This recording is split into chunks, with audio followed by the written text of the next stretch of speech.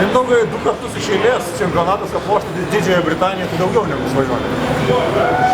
Aš galvoju, išpuolė gera galimybė, kad mes žaidėm su jais paskutinės varžybas ir mums nebuvo kur taupytis ir vyrams buvo svarbiausia patikėti, kad mes vėl galim juos aplošti. Nors ir ne namuose, nors ir išvykoje, bet jau paskutinės varžybos visą laiką mes per metus sužaisdavom geriausiai. Ar dėl iškritimo sužaisdavom geriausiai, ar dėl kažkokių kitų aplinkybių. Šitose rungtynėse dramatizmo taip pat buvo daugiau negu reikia. Ir išvarimas 20 minučių, 5 minutės jūs žaidėt beveik 5 minutės 4 prieš 5.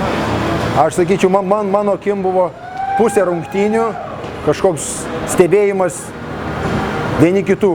Kas dabar įvyks, kas įmuš, kas paves rezultatė.